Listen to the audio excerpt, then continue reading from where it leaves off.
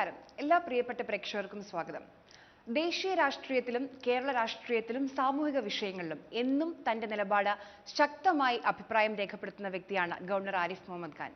ഇന്ന് രാജ്യം ഏറ്റവും കൂടുതൽ സംസാരിക്കുന്ന ഹിജാബ് വിവാദം, അതോടൊപ്പം തന്നെ യൂണിഫോം സിവിൽ കോഡ് തുടങ്ങിയ വിഷയങ്ങളിൽ അദ്ദേഹത്തിന്റെ നിലപാട് സംസാരിക്കാൻ മാതൃഭൂമി ന്യൂസിനൊപ്പം അദ്ദേഹം തത്സമയം ചേരുകയാണ്. A warm welcome to you, sir. Thank you for having me. Thank you very much. Thank you. Let's start with the hijab controversy that's ongoing.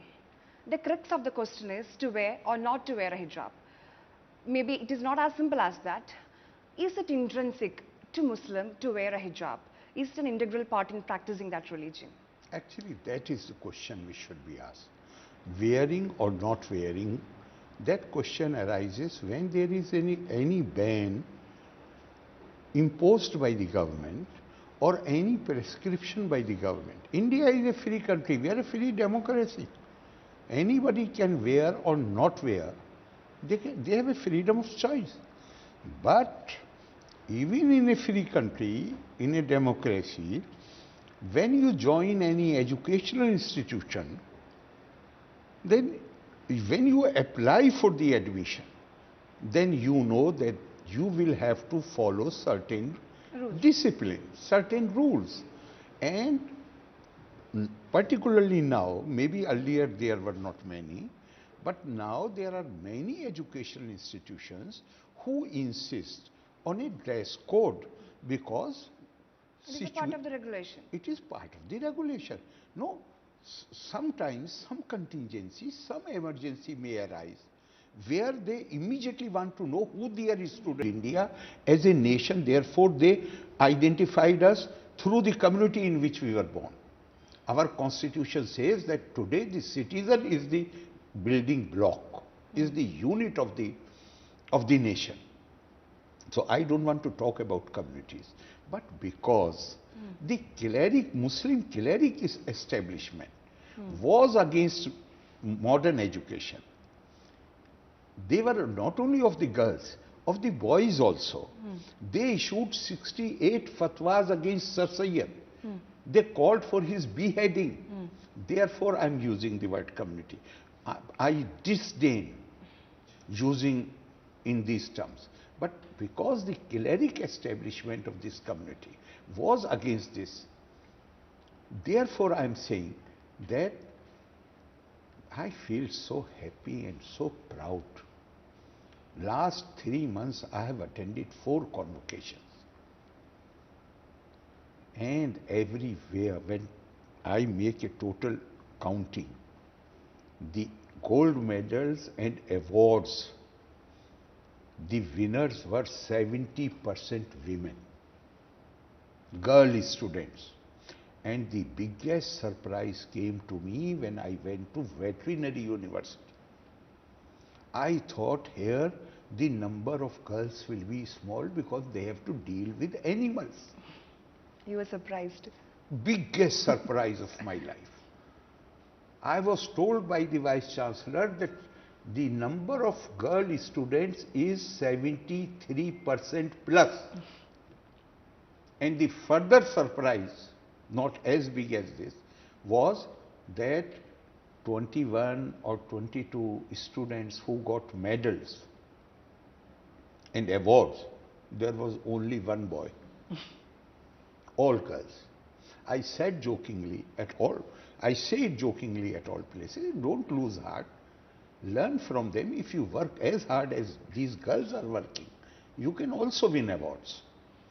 And the number of Muslim girls among these award winners is not minimal. Sizable number of Muslim girls.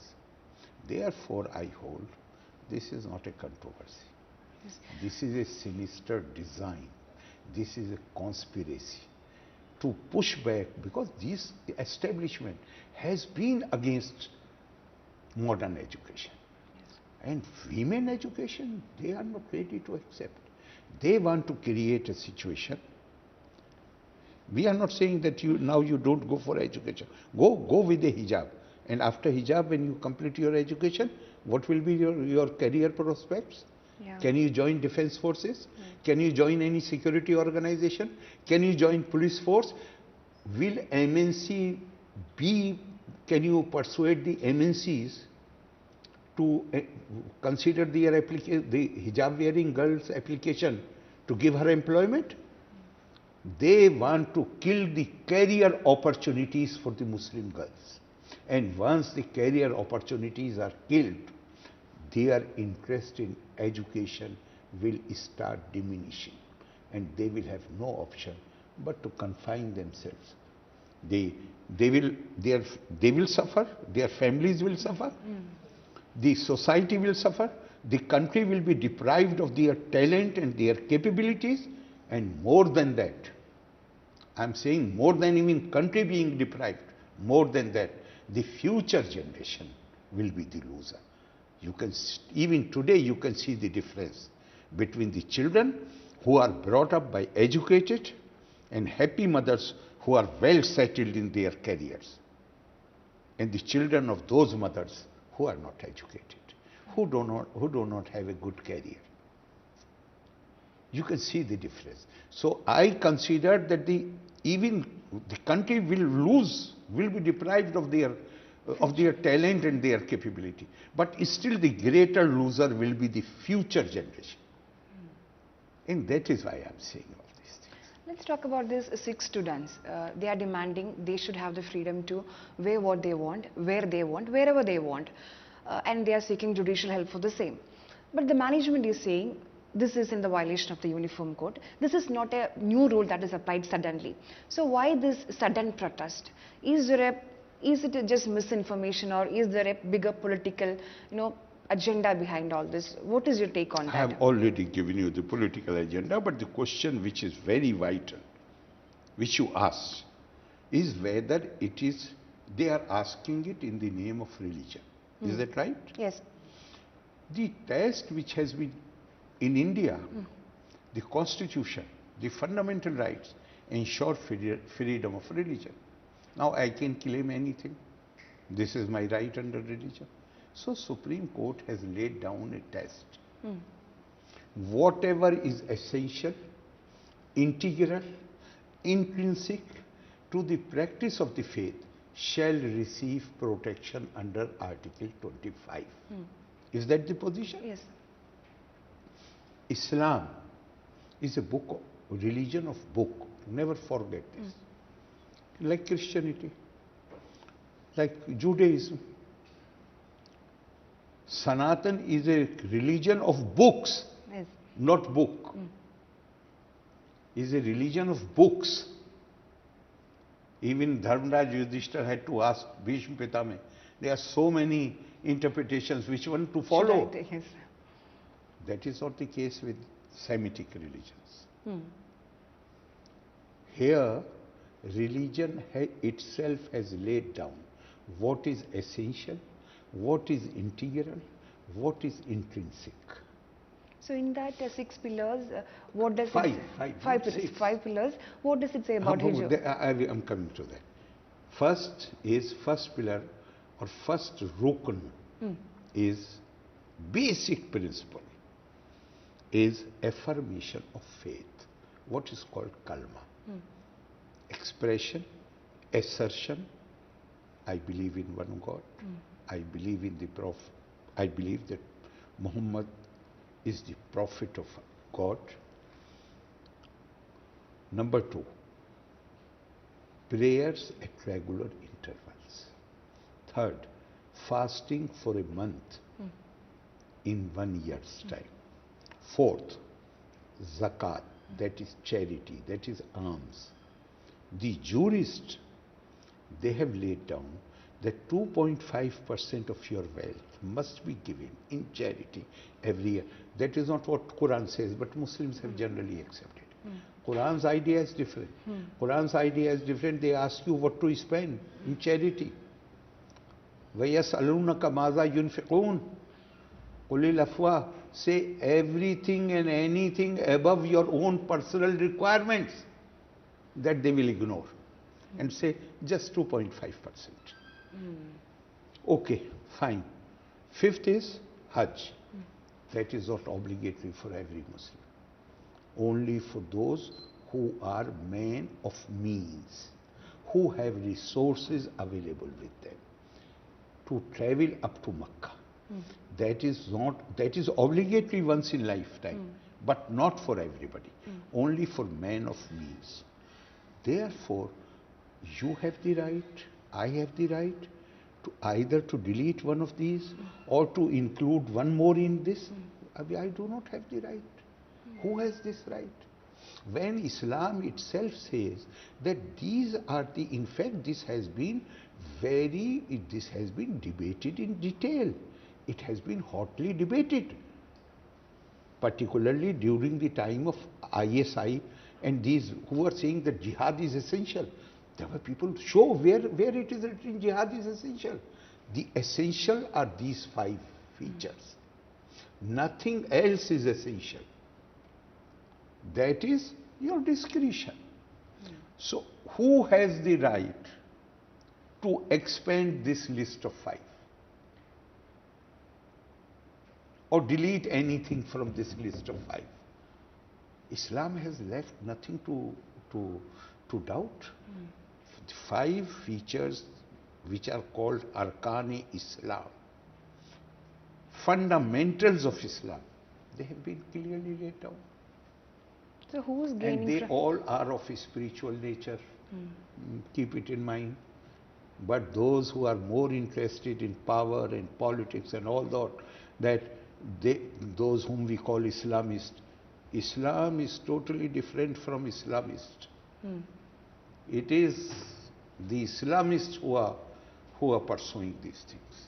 Who do you think who's gaining from this? Because as we speak, there are thousands of women demanding they should have the freedom, what to wear, and at the same time, there is another side of women from the same religion saying that they have fought the patriarchy, society, religious inhibitions and all to reach where they are right now. So these are both sides are there. So whose side should we weigh in? Even this both side, I don't find a weighty argument.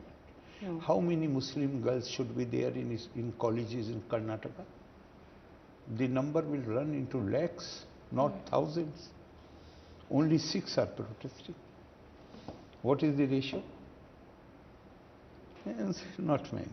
So you say... when you say, who has this, who is instigating? And I'm not ready to believe that these girls, they are doing it on their own. They are innocent girls. We should do everything possible to make them understand that it does not serve their interest. You will have to go little back into the history. After independence, the way in which we have conducted our political discourse, people who according to the new constitution of India had no representative capacity, they used the same Muslim League language and asserted. They never fought any election because now the separate electorate has gone. But they opened big offices in Delhi, All India Personal Law Board, All India Jamaat Islami, All India this, All India. What All India? Have you fought any election? Has anybody chosen you, selected you? Self-appointed people. Yes. But they acquired such influence because of the patronage of the government, patronage of the political parties. Why? Because political parties saw in them the instrument which can deliver block votes to them. They can use them. They became so powerful. They enjoyed privileges, they enjoyed power, they enjoyed so many things, special status. On their recommendations, appointments were made to minority commission, to Waqf boards, etc., etc. They became so powerful that in 1985, when Supreme Court gave judgment in Shahbano case, these people were upset. And at that time, there was a government which had the biggest ever majority in Lok Sabha. Yes, I was coming to that. We know what happened in... More than 400 members. And so powerful a government these people were able to bring in pressure that the government buckled under their pressure. They made abject surrender, shameful surrender. And at their behest, they enacted a law in Parliament to reverse the judgment of the Supreme Court. This was the story of 1986. Now come to 2017, when some of the victims of triple divorce, same story, they go to the Supreme Court. They did not have money even to pay the lawyers. Because I have myself appeared in that case. I have argued, I have made submissions before the court. So I know the man who had filed this case on their behalf did not charge a single penny. They did not have any money. Supreme Court gave judgment in the favor of the petitioners. Supreme Court said that triple divorce is not only foreign, stranger to the scripture, but it is also violative of the fundamental rights. But Supreme Court can only make declaration. Supreme Court cannot provide punishment. The practice continued with impunity. Continued. In the month of August, this judgment came. In the month of September, first week, a case happened in my old constituency. And I had been pleading right from beginning that mere declaration that it is unconstitutional, mere declaration that it goes against the teaching of Quran will not help unless you make a law. And as it had happened in the Muslim history, that when triple divorce was recognized, it was, although it was part of the civil law, but criminal punishment was provided for it. Unless you make a provision for punishment, this practice is not going to stop. This thing happened in my constituency. For some days I tried for reconciliation. That did not happen. I wrote a very, I would say, very strong letter to Prime Minister, and saying that we had committed a blunder in 86. We pushed back the Muslim women into dark ages. Now again Supreme Court has tried to liberate them. But if you do not make a law, then it will be a blunder of no less seriousness. Next day I was called by, next day I was asked to come for discussion. And within next few days, Law Ministry prepared the draft, the law was passed by the bill was passed by Lok Sabha, but the opposition, particularly Congress, did not allow it to be passed in Rajya Sabha. And the moment government could manage the majority, they had not, till that time they had not acquired their own majority, but they could manage it, it became a law. And they tried their best, like they had done in 1986. They tried their best to provoke people, saying that this is interference in religion. People did not listen to them. Now you have a government at the center who refuses to be blackmailed, who refuses to surrender before them, who refuses to recognize their special rights, refuses to give them privileges. They are unsettled. They want to use every opportunity where they can destabilize the society, where they can embarrass the government. Do you think it was not an easy decision what you took in 1986, obviously? So do you think, is this another Shah Banu moment that's happening? Is there a pressure mounting on the Modi government to do something about this? No, I won't say that. Why I won't say that? That at that time there was a government who was ready to entertain any illogical, insane demand which was made in the name of religion. Today we don't have a government like that. Therefore it is not going to assume the same proportions. But for some time, these people, they will try to keep the pot boiling. But it's like In Hindi they say that last part of the night, when the sun is going to appear, then the lamp which you light, before being burnt off, it starts giving more light. That kind of thing it is. I won't like to compare, because for that, never forget. Why this country, Kerala people do not appreciate, and they cannot. Why? They have not been affected by partition. The tragedy of partition. What was, on what ground it was demanded? We are different nation. We are not one nation. Today, why it was said? Because third party was sitting there who was ready to entertain the demand, the Britishers. Now they don't use the same language. Now they say we have a different identity. There should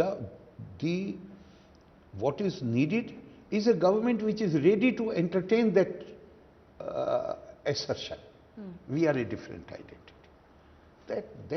That entity is not there. Therefore, it is not going to. I'm certain it is not going to last very long. And as I said earlier, it is the women of India, including the Muslim women. Now it is becoming clear to everybody. They are doing better than men. The girls are doing better than boys. I ask you, you have come to interview me. Yeah. Suppose you have a Muslim colleague, girl of your age. If you accept their argument that hijab is essential, so she will come here to interview me wearing a veil? And will the viewers will accept it? So what they basically aim at, now they know that they can't blackmail the government. What they are more worried about is that Muslim women, particularly after 2019, when government made that law, which made triple divorce a punishable offense, they feel that now Muslim women mentally, they are free of those chains and shackles. Okay. That is why they are trying to create this situation. Someone drawing parallel to the Sikhs wearing turban and this issue. Do you think the comparison is similar, or is it inappropriate to compare both? The most illogical thing. I have already told you. Islam describes what is essential and what is intrinsic to the practice of religion. Sikhism also. Because among Indian religions, Sikhism is a religion of book.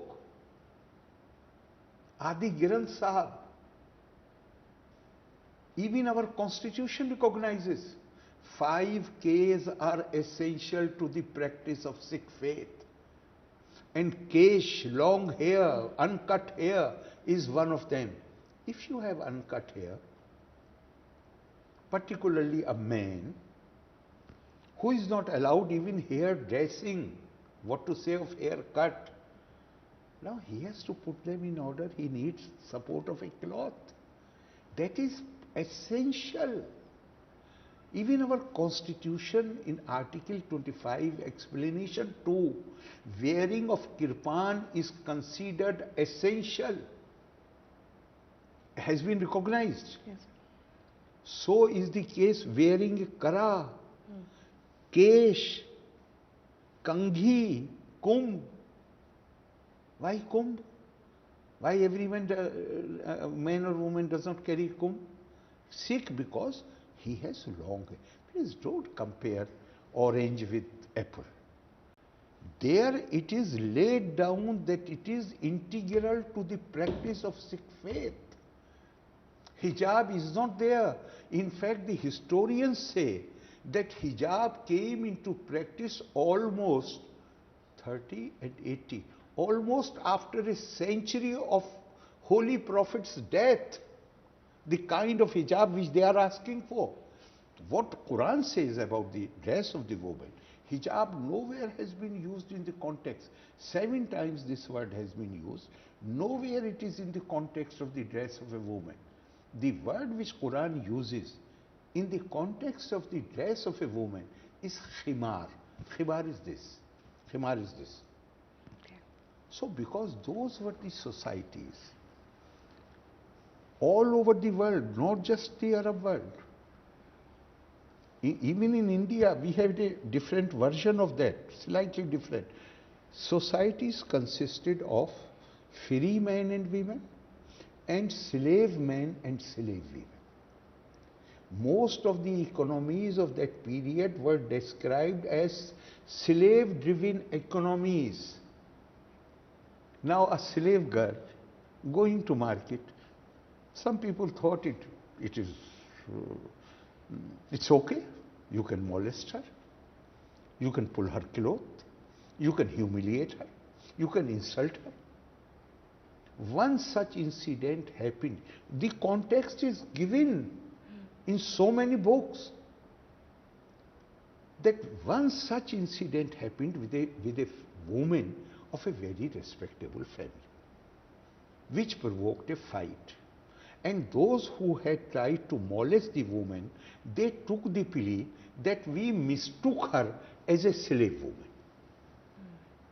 In that background, a verse in Quran was revealed that this cloth which you already use, khimar, it is called in Arabic khimar, which is translated more as a scarf, or even you can say dupatta. North they say dupatta, I do not know what you say in Malayalam. What it said was that pull the scarf over your jilbab. Jilbab is the upper garment for the man, is kameez in Arabic. The upper garment of the woman is called jilbab. So it said, because it covers the upper part. So it does not even say, literally if you go make literal translation, then it does not say in bosom. It says, pull your khimar over your jilbab, which came to mean that cover your bosoms. That is the only place. And it starts not with dress code. It starts first, it gives instruction to the man that when keep your gaze lower. Now nobody tells Muslim men not to look here and there. It's only for girls. Yeah? And then second verse deals with women. First, the same repetition, keep your gaze lower. If she is going to cover her whole body, then where is the need to keep the gaze lower, I ask you? Keep your gaze lower comes only when this thing is open. Yes. And then second part of the verse says that, and pull your khimar over your jilbab so that you are identified. Nobody mistakes you for a slave woman. Now today we are living in a world where slavery has been abolished. Yes. Where everybody enjoys the same rights. Everybody is entitled to dignity, to equality. So where is the question? That is why I am saying, and I am repeating it, this is no controversy. This is a conspiracy, a sinister design to push back women into dark ages. They'll be sidelined. Once you reduce, I'm not saying finish, but once you, because even for veiled women, certain profession can be available. But when we use the term glass ceiling, this was the first girl who became IPS. This was the first girl there were certain male domains. Earlier girls never used to venture into those domains. Today the girls are flying fighter jets. Now, you must have also experienced, I have experienced so many times, airlines make this announcement with great pride that you are flying in this flight is all crew are ladies, including the pilots. I have a sense of pride. You want to deprive me of that sense of pride? You want to create this feeling in me that yes, other Indian women can fly the plane, but a Muslim woman won't be able to fly the plane? Why? Yes. Why you want to make her feel inferior? Come to Kerala, the Indian Muslim League, the major opposition party here, who represents a Muslim, does not, let me put it in a more diplomatic way, does not appreciate your stand and concerns in this issue. They think it's politically motivated. What do you have to say for that? They are very kind that they are not saying, they are not using very strong language. In 1986, they had used very strong language against me. If I accepted that, why I will object now? Very strong language. In fact, I don't think there was any abuse or bad thing which was not said by these people about me. Now so they are very kind, therefore I am thankful to them. It's just political motivated. Well, everybody, the problem with the human beings is, not with them, even with me, with you, this is an established rule. I cannot rise above my own education and my own experience and my own inclinations. When I judge about the others, how I judge? If I were in this situation, I will do like this. So she must also do like this. So it is only reflection of their own feelings. Because they do things for political reasons. Therefore, if I were doing by politics, politics to me is not a bad word. Because I believe in Indian ideal of politics.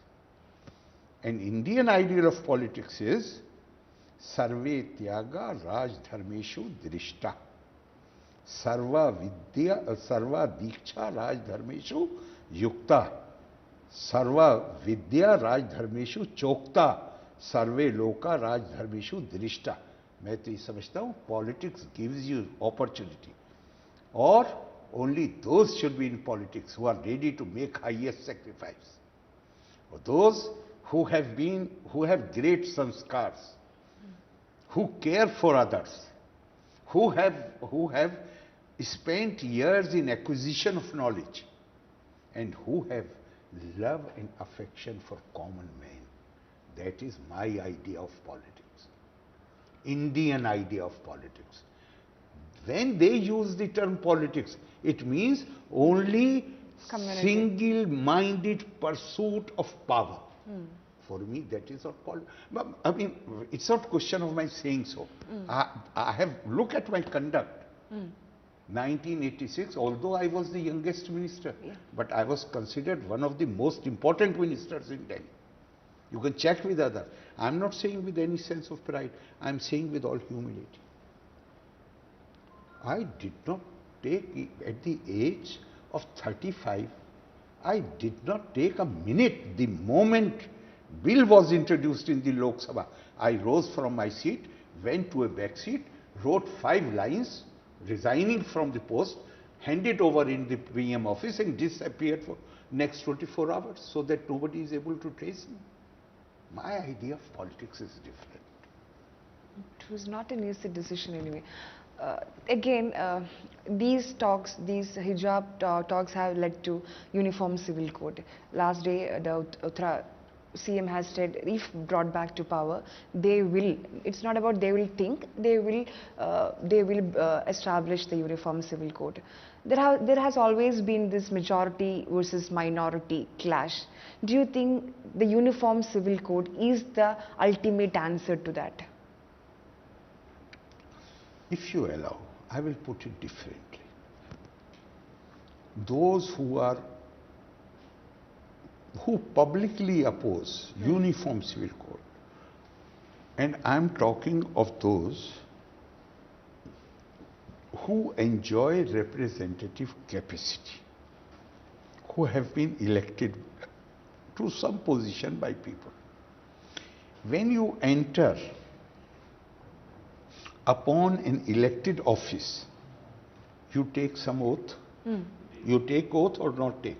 As chief minister, as MP, as MLA, as center minister, prime minister, president, everybody, governor, do I take an oath or not?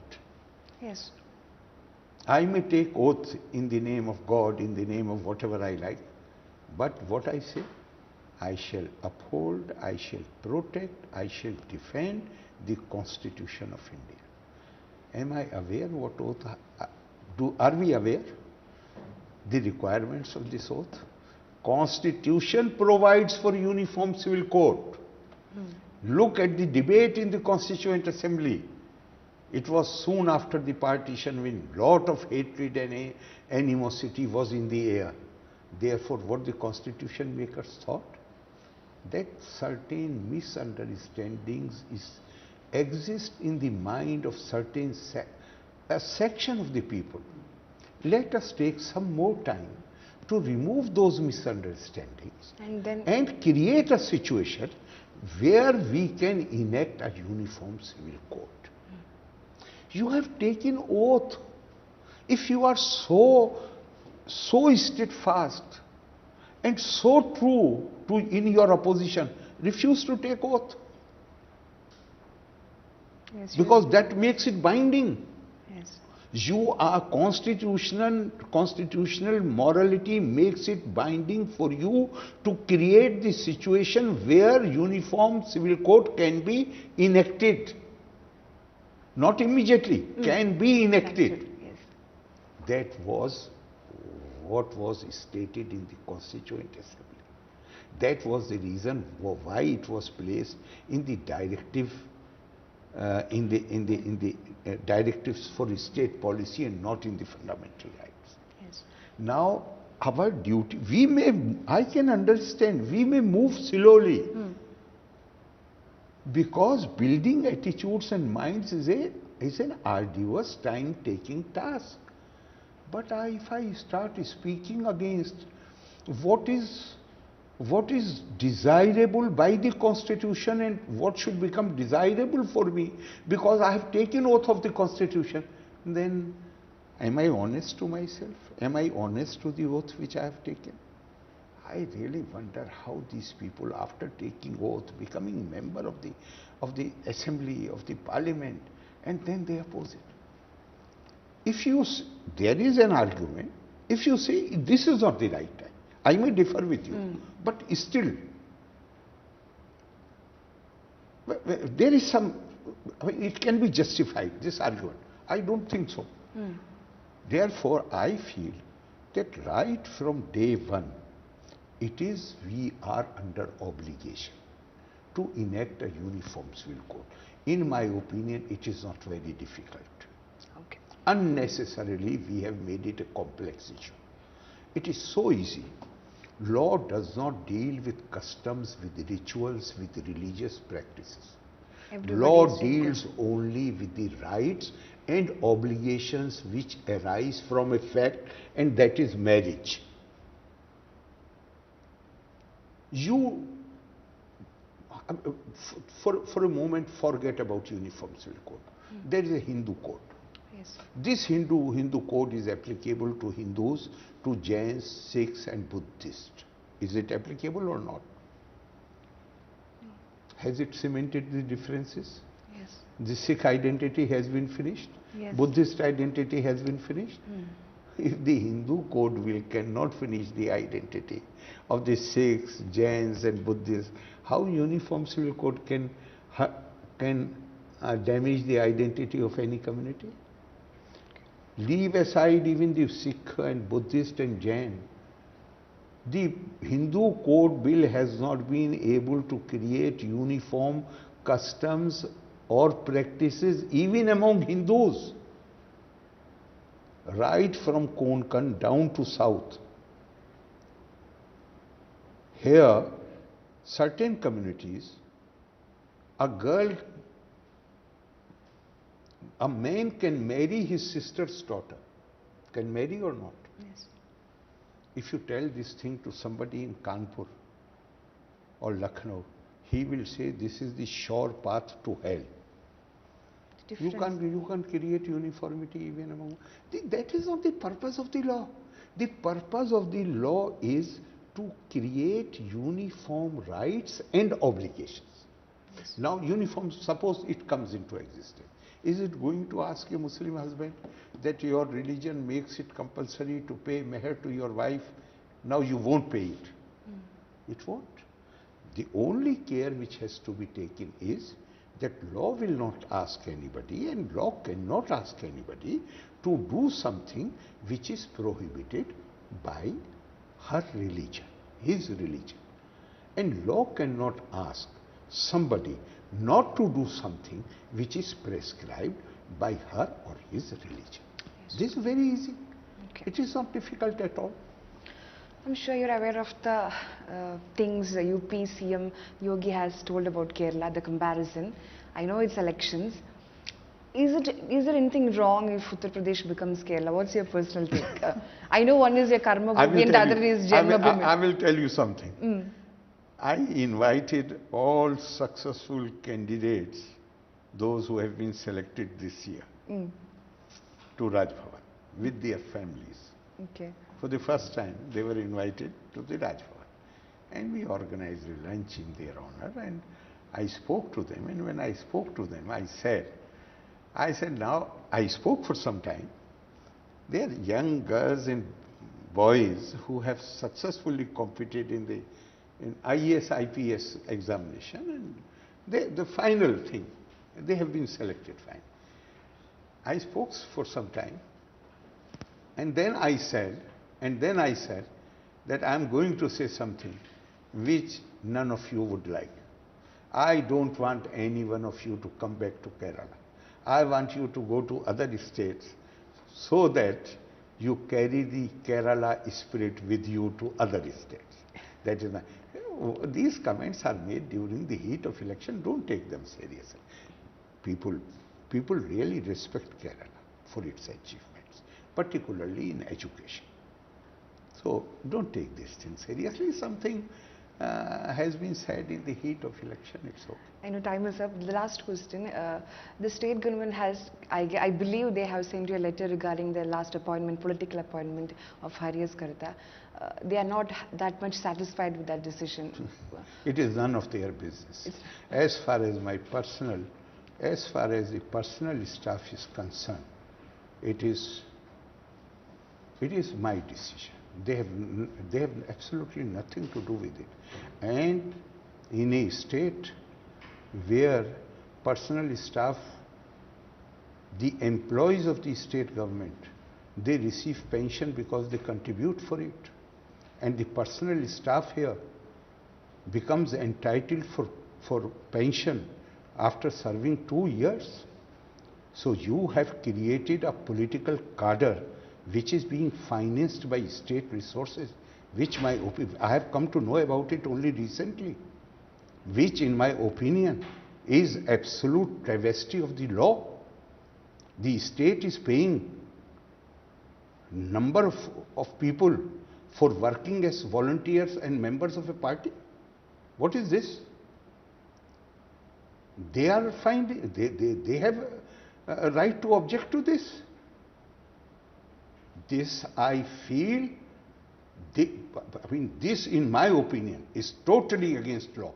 That you employ one set of persons for 2 years, they become entitled to pension, and then you make them resign and you take another set of persons, and after resigning they go back and start working as party workers. The state has the responsibility to finance the party workers. People should be ashamed. Thank you. Thank you very much. Thank you so much for joining us. Thank you.